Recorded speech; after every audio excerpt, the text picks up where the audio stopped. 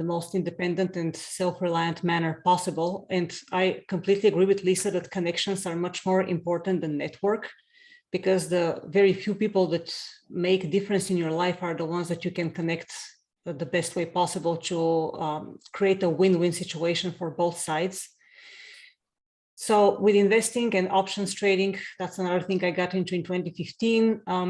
I am something that I thought never possible to achieve. I'm a self-made millionaire, but I really didn't do it so much for the money, because I grew up not in a rich environment at all. So my parents always taught me money is not important. What's important is what you do and how you impact society and how you influence others, how you help others. This was always the priority, but I just wanted to put myself through the process, because I never believed I could do something different from music. Being groomed as a musician since age 6, I had no other skills than music and music reading, music related subjects. So when I became a nurse and I saw how the nurses lived around me, the first thing I wanted was to have a really steady job, to feel accomplished on the career side and be helpful to people, because I knew nurses are very needed. You would have a job anywhere in the world if you become a good nurse. Then I saw how nurses lived and how the big corporations that were devouring hospital after hospital after hospital were treating the nurses and the doctors to an extent. So I realized that you couldn't really coast on a job indefinitely. Many of the nurses were very sick. Some of them were sicker than the patients they were treating. And many of them were almost broke, even though they had handsome paychecks due to seniority, the years they had spent on the job, their experience. So then I understood I probably am missing something in this game. Why are these people hardworking, so sick and so poor in many respects? That's when I went into investing. It was another completely new jargon, new parlance, the financial parlance, which seemed very confusing to me at first. So I had been avoiding it for a while, but I grew the curiosity and I realized that I had succeeded in changing professions from an art profession into a science profession. Why can't I learn the language of finance and create assets, multiple streams of income for me and my family? So we're not worried of getting fired or the profession going underwater from market conditions. Although with nursing, admittedly, that's hardly possible. Like music and arts in America, they haven't been supported by the government. You always rely on rich people to support your orchestra. Like I was in the Syracuse Symphony Orchestra and it bankrupted in 2011. But at that time, I already had a job waiting for me in the ICU because I was just graduating from nursing school. With nursing, it's harder to not be in demand, but you can lose your job if you do something that contradicts your employer views, or you make an involuntary mistake, you lose your license. And hopefully that never happens to anybody, but it has happened to people. And, businesses downsize or they underpay you, or they overload you with patients until you feel, oh my gosh, I can't do this anymore. I have to take care of myself in order to be able to take care of others. So I created these multiple streams of income in my life that are not related to a job. That's what investing is about.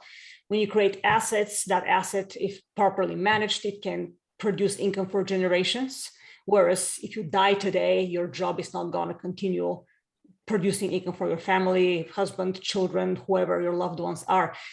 And eventually I started getting all these questions. Well, how come you're almost 50 years old and you're so ridiculously fit and healthy, you don't get sick? And how are you financially independent while working full-time and you manage 3 businesses? So I wrote the book, A Holistic Approach to Self-Confidence. Actually, the whole title is It Really Is Simple, A Holistic Approach to Self-Confidence, a practical guide. I think my biggest marketing point is the practical guide piece of the title, because I'm all about practicality. Mm-hmm. I'm one that has spent hours, 8 to 12 hours a day reading theory of all kinds, whether medicine or musical theory, whichever field I was in my life at the point. I always loved to read books, but eventually you have to get out there and do the work, because nobody can do the work for you. You can read all you want, and you should always continue learning and reading from people that are much more successful than you are. You learn from their successes and from their mistakes, but eventually you build your goals and you pursue those goals till the end. And then you create more goals and crazy goals that seem unattainable at first. And once you attain them, that's what builds your self-confidence to a great level.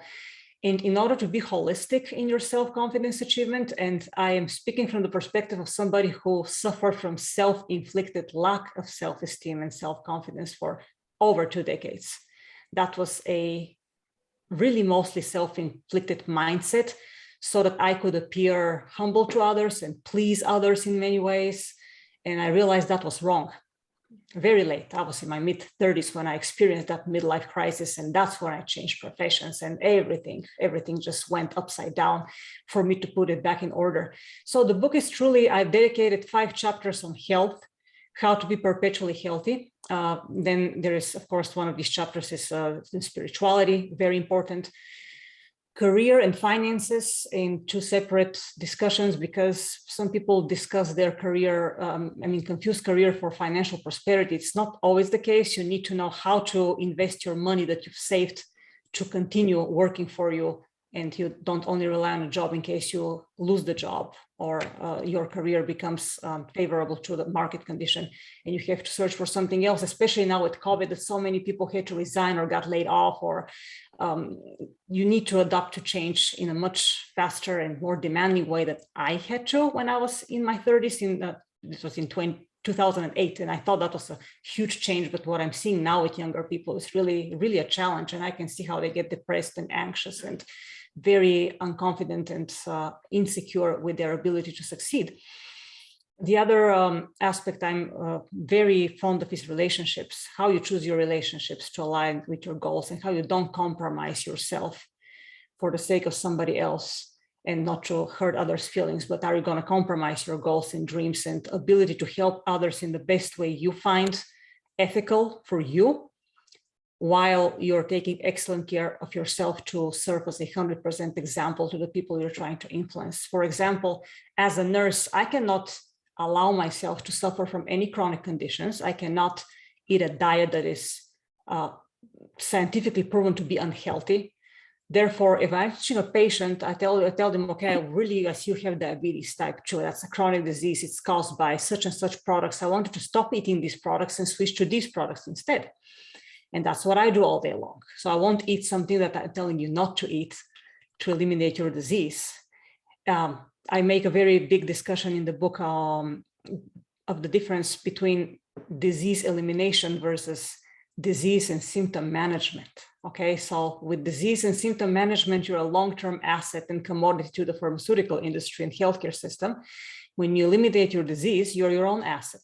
You have perfect health and you can achieve everything else you want, because the ambitious goals that the very successful people are able to accomplish, you have to have optimal health for the endurance that is required for the work that you need to perform to achieve those goals. So everything is very connected in my experience. And because patients and friends and investment mentees started asking me all these questions, I figured, why don't I compile a system of how I achieved my first million, my second, and my career all combined. And in January of 2020, I started writing the book.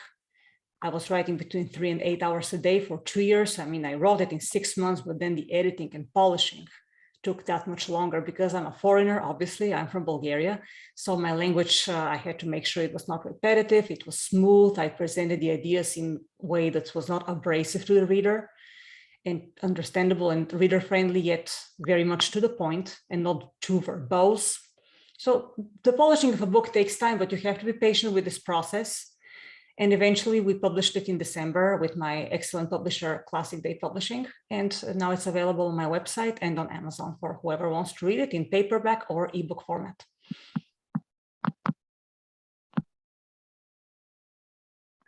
Wow, Alexandra, you've really demonstrated and proved that a human being is capable of amazing, amazing things and achievements, and that the power of transferable skills, the power of versatility, and the immense power of the human brain. I mean, you've moved from liberal arts, humanities, to science, to finance, and it gives me a lot of hope, because I've also gone through this, this feeling of insecurity about, because I'm an arts person, what happens when, people in the STEM field always seem so self-assured and so confident about their income streams, and I'm not from the STEM field.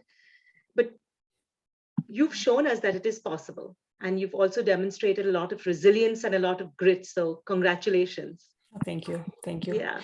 If it can be any consolation for anybody, every day I live is an epic war with my laziness, fear of failure, and anxiety. We deal with these, we put them under control and let them guide us through the process so that they are always, anxiety, for example, I use it as an ally.